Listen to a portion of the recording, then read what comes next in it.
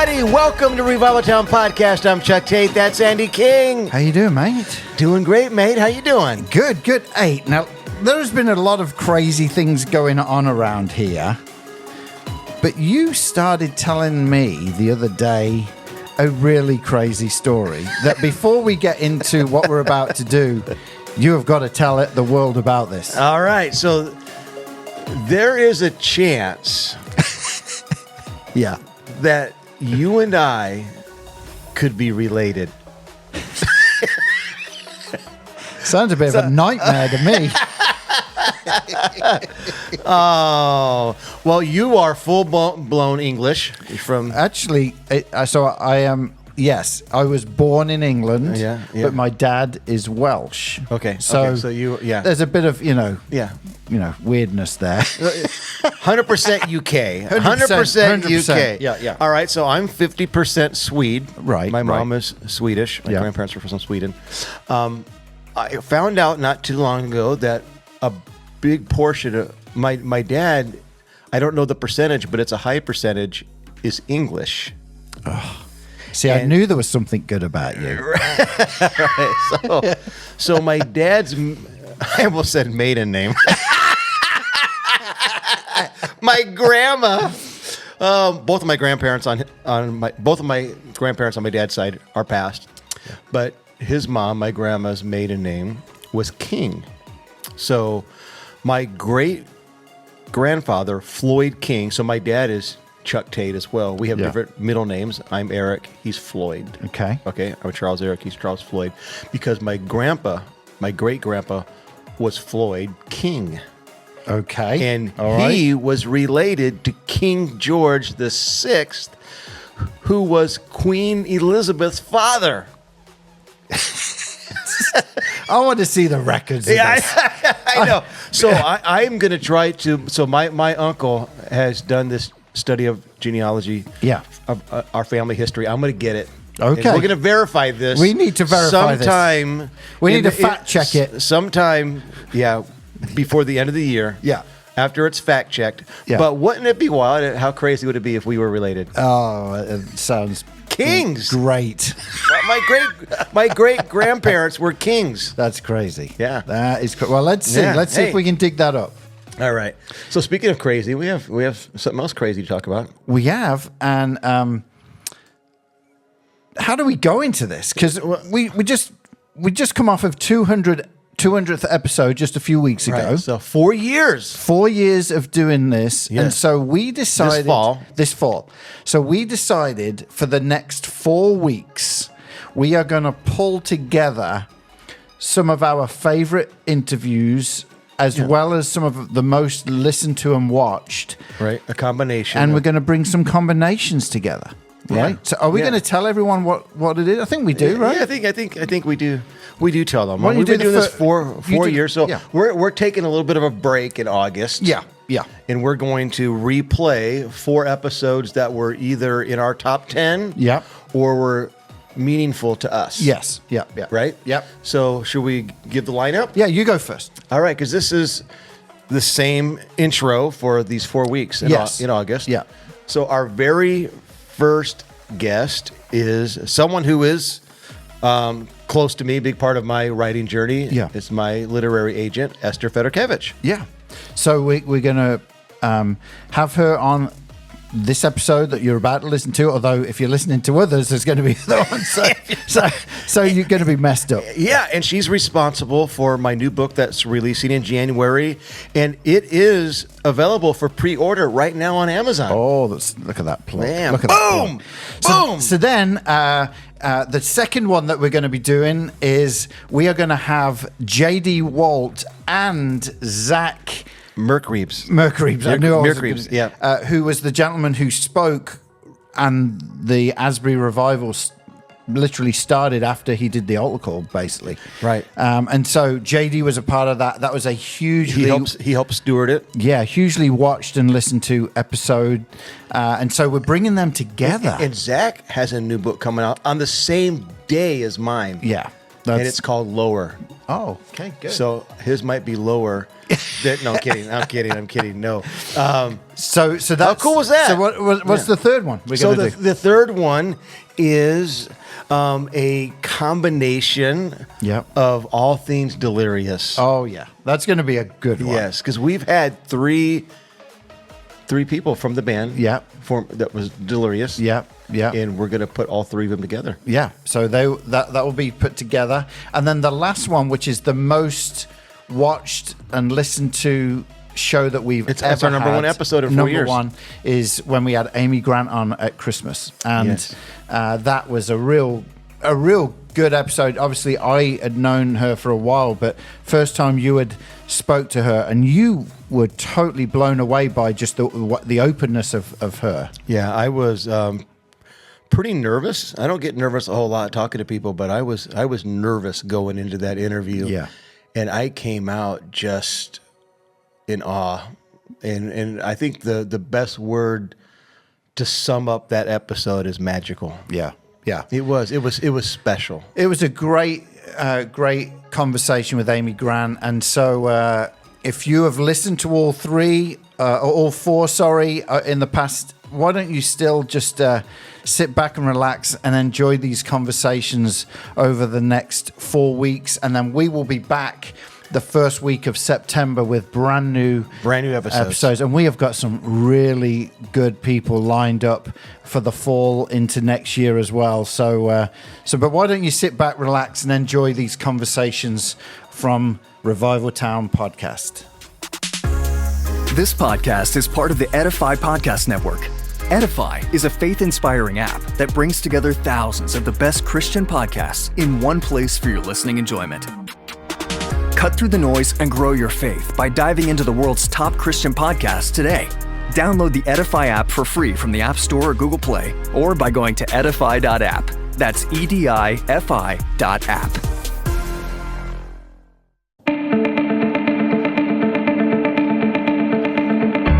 All right, everyone, it's time for another conversation on Revival Town Podcast. Our guest today is a returning guest. Esther Fedorkevich is a literary and entertainment agent and the founder of The Fed Agency. With over 80 New York Times bestsellers on her list and 20 years in the industry, she is known for representing faith-based authors, athletes, influencers, politicians, and business people to help them share their inspirational and hope-filled stories with the world. And today, she's going to tell you how you can share your story. Esther, welcome back to Revival Town. Hi, it's great to be here. Hi, Chuck. Hi, Andy. Hi, how are you doing? So good Thanks to see for you. having me back. Oh, no problem. I know you've been pretty busy. I follow you on social media, and it feels like every other day there is someone new that you are representing, making sure that their book is getting out to the world. And so it seems like in your world, it's been pretty busy lately. It's very, very busy. We're in our busy season, and it'll slow down probably like July, like next month. It slows for like a month. We gotta, because everyone's on vacation. Then it gets busy again. Right. Well, just a few weeks ago, you were on the set of Jimmy Fallon, and he was promoting one of the books of your authors. That it was just so cool. It's so fun to watch all the places you go and the things that you get to do and all the stories you get to put into the world.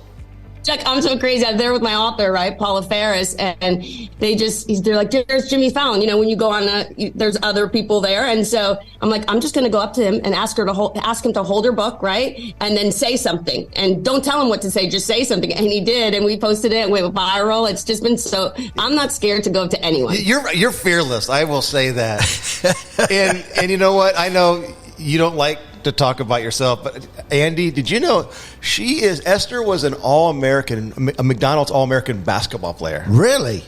Yeah. Yeah. Right? That blows my mind. Back in the day, I was a really good baller, and like in my mind, I'm still a good basketball player. But when I play with my son, my body just doesn't move the way it used to. Oh, believe me, I used to play soccer pretty intensely, and over this last winter, my boys were home. They live in LA, and they came home. We went and played indoor soccer, and I think I made it to about 20 minutes. and I was crawling. I could not move at all. So I know exactly what you mean. Everything hurts, right? Like when you get older, it's just like, man, I can't. But in my mind, I can do it. Yeah. Right. That's exactly how I am when I'm playing ball in our driveway with my son, and we lower the hoop, and Sophie loves to dunk, and oh my goodness, I can hardly walk afterward. I'm like, I played in high school, and now, man, I'm just, the older we get, the harder it is. But I just think that's fascinating. So you're a basketball fan, and even your daughter published a video of you coaching recently, and that went viral on TikTok. Yeah, so we were at a game for my nephew, and there was no coach for a team, and it was like a YMCA league, right? And so there was no coach, and so they were going to have to forfeit the game, and so they said, does anyone know basketball or can coach? So I just stepped up and coached, and I'm like, I'm all in. It's like all or nothing. Like, it's not like just sit there. And most of these kids never played basketball before. So I have to tell them like what hoop they're going to go shoot at. Right. And then, but it was what's offense, what's defense. But it was fun. I stepped up, and I didn't know my daughter did that, and she posted it. And we had like over 2 million views, and SportsCenter picked it up, and ESPN everyone picked it up, because they're like, here's a mom that just, stepped in, to save the day. So it was fun. I did hear of a story exactly like this. But it was David Beckham, and his kid's coach didn't show up. And so they're like, Dave Beckham, you have got to step up for your kids. And could you imagine being on the other team like, wait a minute, Dave Beckham is now coaching that kid's team. This is not fair. That's so cool, right? Like that he did that, and then he just stepped in. Yeah, man. Well, I love how fearless you are. I mean, whether it's stepping in to coach a team, or whether it's approaching Jimmy Fallon, or approaching Chuck Tate for a book. I mean, you talk about fearless. What? No, you know what? Now, hey, check this out. Before I ever even submitted my proposal into the contest, I was at the previous conference where they had just given a book deal to Sherry Lowe. If you back in that was like 2013, I believe, at the Rewrite conference that you were hosting, and I approached you, and I don't know if you remember that moment, but I was scared to death. But I still walked up and shared my concept. I had already rehearsed my elevator pitch, and rest is history. I actually do remember that, and I said, "Well, we'll have a contest." We were doing Rewrite every 2 years, I think. So the one was in 2015, right? Is that correct? Yep. And so I was like, "Hey, submit it to the contest," and I gave you a deadline, right? And you're like, "I'm going to do it." And you had that in your mind, and you're like, "I'm going to submit it." So it was awesome. Now, what we want to do today, because it lines up with this, because you were telling Chuck just recently about how many people went in for that contest. And so what we thought we would do today, before you answer that question, is just really going through the process with you both as an author, and being able to really come into where you not only start, but then the concept. How do you then take it through to then get it into the hands of someone like yourself, Esther? So we're going to do that today. But you shared a story with Chuck just a few weeks back about actually how many people applied for that contest.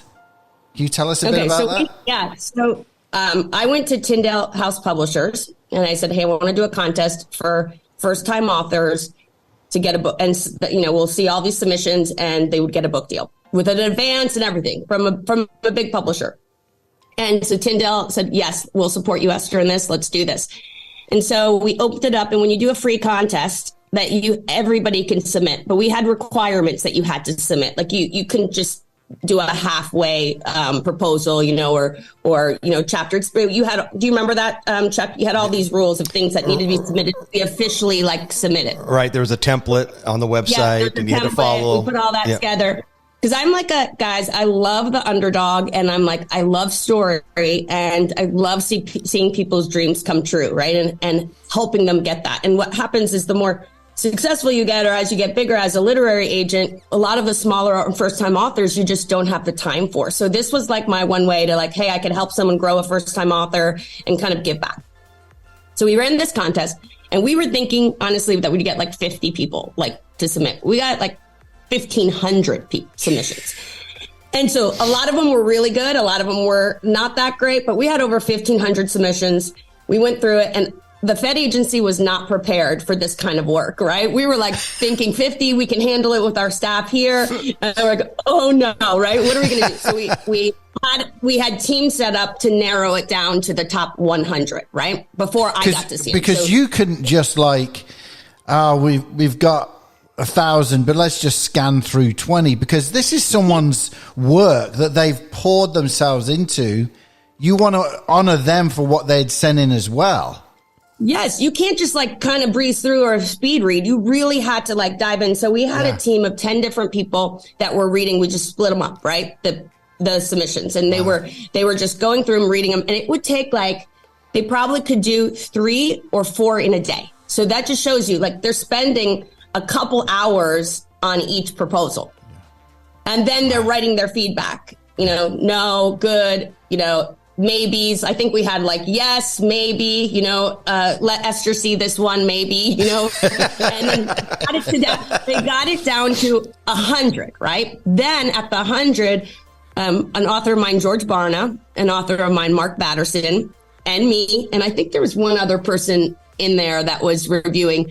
We took the top 100 and we all read all 100, right? So to read 100, and then the interesting thing is, and we narrowed it down to our top 10. The really interesting thing is our top 10, George, Mark, and me, were all the same. Tell me that's not crazy. Wow, that's amazing. All of our top 10 were the exact same 10. Wow. That's fascinating. So that shows like, I'm like, wow, I'm pretty smart if I'm saying the same thing George Mark says. Right? Yeah. So we got our top 10, and then it was really hard to narrow it, right? So together we just, it was hard to say no because they were all good, right? It was really, really hard. Can I ask you a question? Is this like the full book, or like when they came in, what would proposal? So what is that? What for those listening, what would a proposal look like? So a book proposal, and we can actually, what would be fun, Chuck, is if you would put that proposal like as an attachment so people can see what you submitted in a proposal. If you can find that old proposal and say like, so it has a snapshot, an overview, which a snapshot is like a couple sentences of what the book's about. And then an overview, which is 1 to 2 pages about what the book's about. And then it goes into your chapter outline. So you can see the chapter outline of what you're going to do in chapter 1, chapter 2, chapter 3. And then it also has like marketing and publicity, a bio of the author, marketing and publicity, like what's this book about? Who's this? And then the author, what's your platform to launch this book? Right. So as you look, and then it has a sample chapter. That was really important. So you're not reading a full book when you look at a proposal, but you're looking at these elements of idea, concept, writing was really important to it has to be good writing, right? We saw a lot of really great ideas, but the writing was poor. So that's where if the writing was poor, it went out. And then we saw people that had really big platforms, but the idea wasn't right. So you're just trying to like, who has like the trifecta, the great writing, the great idea, right? And then great platform. Sure. So we narrowed it down to the top 10. And then we went through, and it was really hard. And it was interesting when it all came back of us at the top 10, all 3 of us said Chuck Tate. Oh, wow. Chuck Tate. George Barna said Chuck Tate. I mean, come on.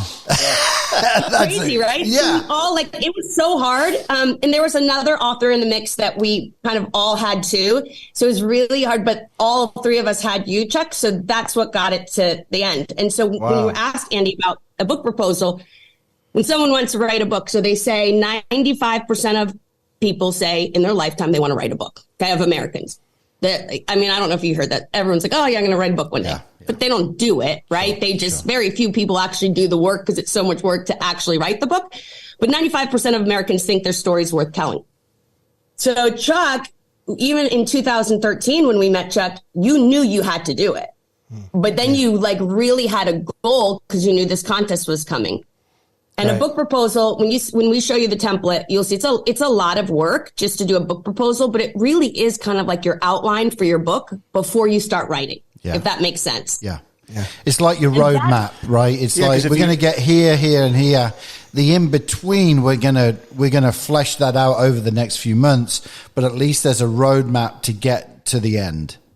Yes, and Andy, and so that also is what agents. So if you are looking for a literary agent, that's what we look at when we acquire someone. If we say, okay, yeah, we're going to sign you as an author of ours, is we look at that book proposal. Okay. We look at the concept, we look at their platform. And if we like it, then we set up a call with that authors. So a lot of like first time authors or authors trying to get an agent, that's what they do. They're sending their book proposal to a ton of agents to say, is anybody interested or likes me or likes this idea?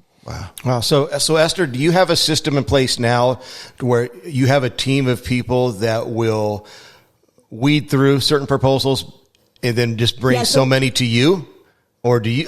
So we right now, I mean, you have to be, we get over 1,000 submissions a month, right? So that's a lot of submissions as an agency. Wow. And we ask that the ones that come to me is if they're referred by one of my clients. So if one of my clients has looked at it and said, we love this, you should talk to my agent, that comes to the top of our list. There's a lot of ones, I mean, people don't even research agents sometimes. Like, they don't even make sense for me to acquire at all. Like, they're so against like everything that I represent. And so I'm like, why? And you can tell they're just going through a list from Publishers Marketplace of literary agents and just sending them out to everybody. Yeah. Right. They're not really researching the agent. So I would say when you're looking for a literary agent, research that agent and find who's the agent for the books that you love.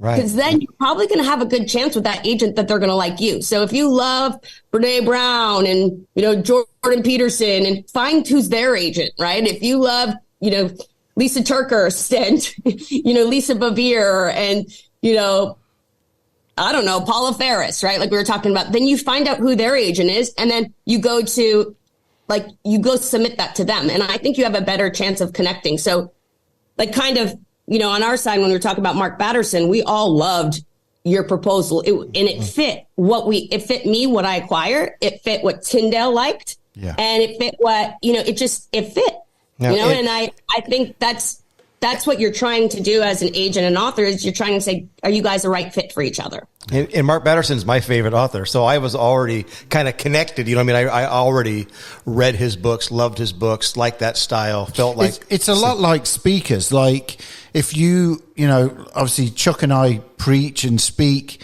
but there's other speakers that we watch that they influence not our accents or things like that, especially when you're English, but unless it's an English guy I'm listening to, but just the way they present, the way they talk, that it rubs off. And it's the same with authors. That's what you're saying, right, Chuck? Sure. And even record labels, obviously there's a lot of similarities with that as well. But yeah, and really it's a God thing, because a good friend of mine who had self-published a book is the one who invited me to rewrite in 2013. And he knew that I had this dream on the inside of my heart. And I just love the fact that he pushed me and it worked out for me to go. And then I approached you, and then I still had to do the work, right? Like Mark Batterson always says, we got to pray like it depends on God, but work like it depends on you. And when we do that, then good things happen. Yeah. Brilliant. Yeah. And the thing is, you came when I think Paul Young, right? Paul Young was the keynote. You know what? I was thinking it was Mark was the keynote. Well, Mark, we had two. I thought it was Paul Young who wrote The Shack, right? And then we also had Ken Blanchard there. It was pretty cool because when you, like with Paul Young, what I loved was his story is like he self-published it just for his kids, Yeah. And he printed it at Kinko's, and then they kept passing it around and reprinting more. And so if you hear that story, if he could do it, right? Right. Yeah. You can do it. And I always, and again, I don't want to lose any listeners here, but I always think of J.K. Rowling, who was turned down countless times. Like people were like, this is not going to go anywhere.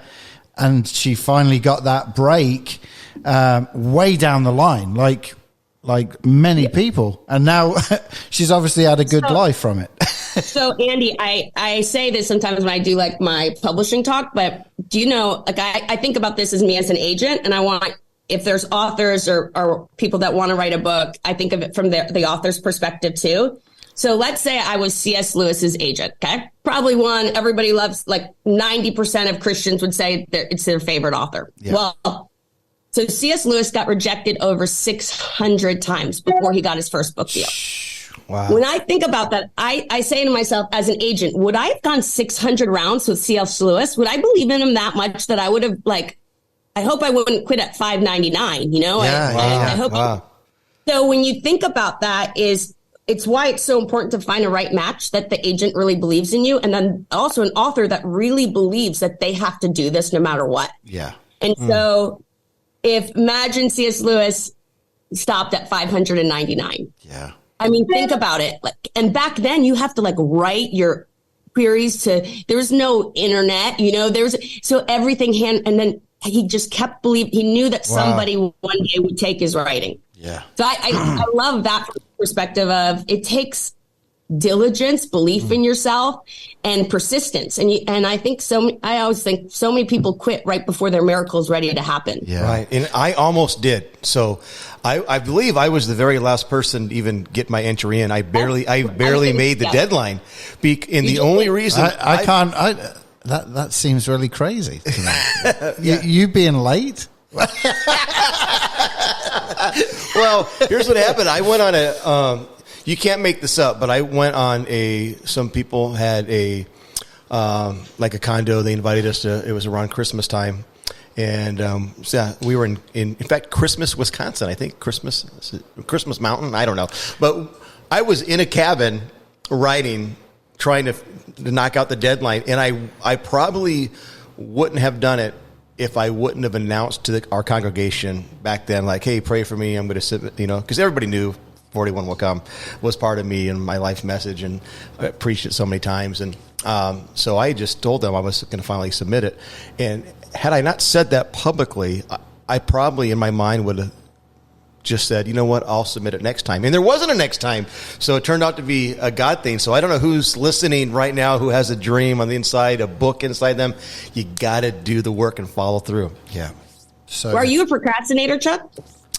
I have been. I've gotten much better. I've gotten a lot more diligent throughout the years. And, but I can, you know, sometimes I'm just overextended, too busy. Everybody's busy, running around doing a lot of different things. But I've gotten much, much better. I'm glad you did it, because it's kind of like the one thing you know you're supposed to do that's also the scariest, but you feel it. It's like the thing that you know you have to do, but you're scared to like actually show the world that. It's scary to put your story out when it's not perfect. Right. Yeah, because it's not finished yet, right? That the proposal is not the finished project. It's not the manuscript. Yeah. Now, let me ask you this, Esther. What are some of the things that you are looking for? But let me rephrase it. What are the things that when a proposal comes in, you're like, this is just not going to fly? Like, it just doesn't feel right. What are some of the things that turn you off a proposal? Great question. Well, we look for three things, okay? I think most agents in the world would agree with me. So there's three things that are the crucial in the proposal. The idea, right? So the concept, is it new? Is it fresh? Is it a strong felt need that that's a conversation that's happening today? Number two, the writing. Is it good writing? Can they write? You know, and a lot of times these proposals come in that they're going to hire a ghostwriter. So 50% of books is somebody who's an influencer or has a story, but they're not right. Like, I'm not a writer. I can't write, you know? And so if I was doing a book, I would hire a ghostwriter to let me talk and then let them write my words on the page. So there's the writing, there's the concept, and then number three is platform. Now, the sad thing is I say you have to have two of three of those to get a deal. Okay. Chuck, what do you think the two hardest ones, if you had, of the three to sell? Say that again. The two. I mean, a platform is, I think, the hardest, because I think there's probably been a lot of great concepts with pretty good writing that have landed on your desk. Yes. But with zero platform, it's probably hard for a publisher to say, we'll take a chance on this. Yeah. So if someone has a great concept and they have they're great writers, right? But they don't have any platform. That's the hardest thing for an agent to sell, because what a publisher looks for, and this is the reality of the business, is the first thing they look in a proposal is they go to your marketing and publicity and see your platform. Yeah. They don't even read the idea. They don't even look at how beautiful I make the proposal or the title of the book, or they go right to platform. And so if somebody comes in with all three, they're a winner. That's a yes for us. If they have a great idea, the great writing, and their platform's great, it's a yes, as an agency, and we're fighting to acquire that author. If someone comes in with a big platform, but they don't have a good idea and they don't have good writing, we can help them on the other two things because they have a huge platform. Right. So we can help them come up with what the right idea is. Sure. We can help them. So when these guys named Dude Perfect, I don't know if you're familiar with Dude Perfect. Sure. My son worships 80 million subscribers on YouTube, right? And I'm their literary agent. And so I'm not what would be the best book for Dude Perfect to do if they have 80 million subscribers? So the other two things I can work with. I can come up with an amazing idea that I think all their fans and their audience would buy. And then I can put them with a really great writer to put it together.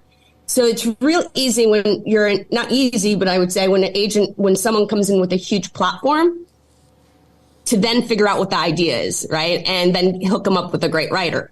The hard part is and my heart's desire is when someone's an amazing writer like you, Chuck, and it's so good, the writing's so good, and you're trying to figure out how do you grow that platform for them? Because that's what's going to stop publishers from actually signing that author, because the publishing business are all cynical. They can tell you 100 reasons why this doesn't work or that doesn't work, and I'm the most positive person around. So I'm I can find that one that did really well and try to stick them on that idea. But yeah, so that's Andy, to answer your question. It's platform. The sad thing is, and I don't want to discourage people, but that's what you have to grow as an author. If you want to be an author, is really figuring out how to grow your platform. And sometimes though, a book does that for you. Sure. You're just an amazing writer and people love the writing and it gets a review and, Publishers Weekly, or it starts getting, people are picking it up, and then it's all word of mouth. So there's a chance every scenario you look at, it's just really hard when an author comes in and they don't have a platform for us to really figure out how are we going to convince a publisher that they're going to sell books. Sure. Right. And I think, I've met people and that they want a traditional publisher, but then they'll say, I'm not really into social media. And I've tried to explain to people, you have to be intentional about this. You have to put together, part of your proposal is going to be a marketing strategy and a marketing plan, all these ideas. And so if you want to self-publish, then that's okay. Right. But even then, if you're going to self-publish, you should still desire, there's a lot of people that they don't like I don't want to be intentional about it. It looks self-serving, but no, if you believe in your story, and if you believe that your book is going to help one person, then we have to be willing to build our platform in order to get into the most hands. So, it's not just about getting a deal. It's about also, I don't care just about getting a client a deal. I care about getting that book out to as many people as possible. Right. And it's not just, I want to sell 1 million books. Right. I want to change 1 million lives. And so you work so hard, Chuck, to write it and put it together and come up with a concept. And everyone knows that you've been talking about this and preaching it. It was in you. So it really did come across in the proposal, right? Because wasn't a fresh idea for you. Do you know what I mean? You've been preaching it, living it. So you did a really good job on your book proposal. And I always tell people the first book you do is, what if you're a pastor or what is the sermon that everyone remembers that you preach? What's the thing that everyone comes back to you, that you get the biggest response? Because that could be your book then. Sure. That's so good. And you told me those exact words a few years ago when I came in and I pitched a second concept, and you're like, that's not it. And you told me that exact thing. I need to find out what resonates with the people. What am I preaching? And I feel like I've done that and got to meet with you here a couple months ago in Texas. So Andy, when we had all these submissions, right? And he wins the contest. Yeah. So for listeners to know, so he wins a publishing deal, first time author. It was really this most amazing moment, right? It was that was the start of, first of all, he did the book, he wrote it, right, and then he promoted it, and now we're working on another book together, and that's kind of cool.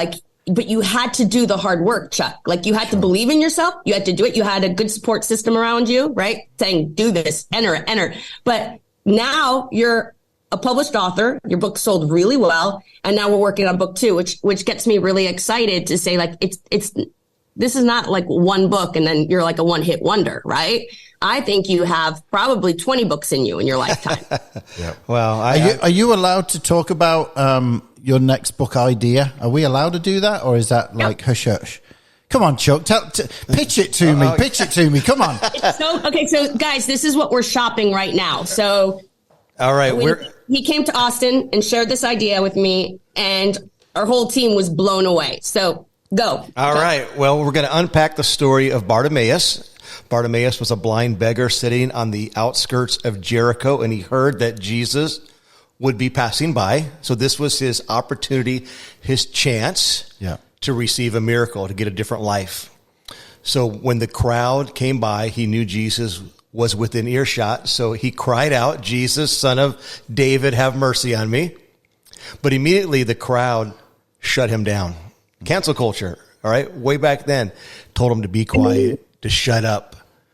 So in that moment, he could hang his head in defeat and remain a blind beggar, or he could shout louder. Well, the scripture says that he cried out all the more, "Jesus, Son of David, have mercy on me." He just began to cry out to Jesus. Jesus stopped and said, "Bring him to me." So the same crowd, the same ones who told him to shut up, were the same ones who delivered him to his miracle. And then Jesus said 9 words that changed the trajectory of his life. And those words are, "What do you want me to do for you?" And he said, "Rabbi, I want to see."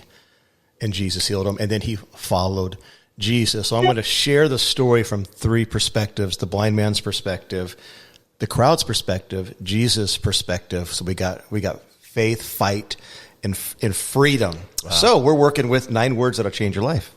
What do you want me to do for you? Whoa. Isn't that an awesome concept, guys? Also, as an agent, when your author sits with you and shares something like that, you're like, oh, there's so much I could do. I want to do a devotional with this. I think it could be a whole line of products, but like, it's such a good idea. Yeah. Yeah. Well, thank you. Feel like Shark Tank. Well, I couldn't do it without you, Esther. Thank you so much for believing in me and for helping me and pouring into me. And we're so grateful for all that you do. I mean, and I'm just one author. I mean, you have been responsible for so many lives that have been changed as a result of all the books that have been published. So thank you. I say this all the time, but we get thousands of letters in, Andy and Chuck, of suicides not committed, of people coming to Christ, of marriages saved, of parents and their kids reunited. And I tell my staff and me, like, what a honor, true honor and humbling it is to get to go to work and be part of that, because we get to help our authors get their stories out. And that's why I wake up every morning and do what I do, is because I know that the authors that we represent and those stories matter and really can help people and change lives forever. So it's the funnest job ever. And like, it's a true honor. Like, it's really awesome that I get a chance to represent you, Chuck, because you are a great writer, and you have these ideas that are just like, wow, big ideas. And it's fun when you start with an author to see, like, to build them, right? And 10 years from now, 20 years from now, Chuck, when we're like, wow, I can't believe you sold millions and millions of books. Like, I'll never forget the experience of the contest and you winning it, and actually all the stuff it took you to actually do it, and you were the last. Funny thing is, he was the last submission in. He literally beat it by 1 minute, I think, the deadline. And so if that's not God, guys, come on. That's amazing. Yeah. Well, thank you. And I know there are people listening, and I hope that through this story and through hearing your words, Esther, our prayer is that people are encouraged and inspired to get their story into the world. So can you take a moment and pray for our listeners, those that they have that dream, they've just been sitting on it? Yeah, I would love to. Jesus, thank you for Chuck and Andy, and thank you for giving us stories, right? And helping us get our stories out. And I pray for every listener who's listening and that has that desire in their heart to write, that has a desire to share their story and to change lives, that you lead them to the right agent, you lead them to the right publisher or team or support system around them. You have given us just these amazing gifts. And I pray for Chuck and his new book that he's releasing. I pray for the listeners as they're deciding or thinking or trying to do their proposal, that you just give them favor, you give them wisdom, you give them strength, and you give them belief in themselves, that they don't quit. And then we just love you so much. And thank you for everything you've given us. You are just the best. In your name we pray. Amen. Amen. Amen. Well, how can people follow what you do social media wise? What is the best way, or website? Thanks. Well, our website is thefedagency.com, and Fed is FEDD with 2 Ds. And then on Instagram, it's the same. I think on Twitter, on TikTok. I don't really do much on TikTok, but I'm sure my social media team is just starting all that fun stuff. And then I'm also Esther Fed on Instagram if you want to follow me personally. Okay, great. Well, we want to wrap. I know you just said your daughter's on her way to get wisdom teeth. Yeah, I have to take my daughter, guys, to get her wisdom teeth pulled. So oh, man. So the big three questions everyone wants to know. Chuck, you want to start off? You want to go first this time? Okay. Here we go. What artist or author have you been starstruck by? Like, you hang out with a lot of really cool people, but has there been that one that's like, I can't believe I'm doing this?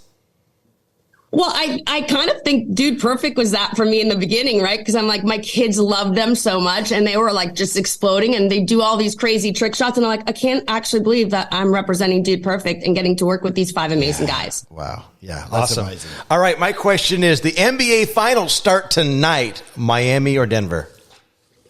Okay, so I usually pick, because I'm a Spurs fan, guys. So Spurs, like crazy Spurs fan, right?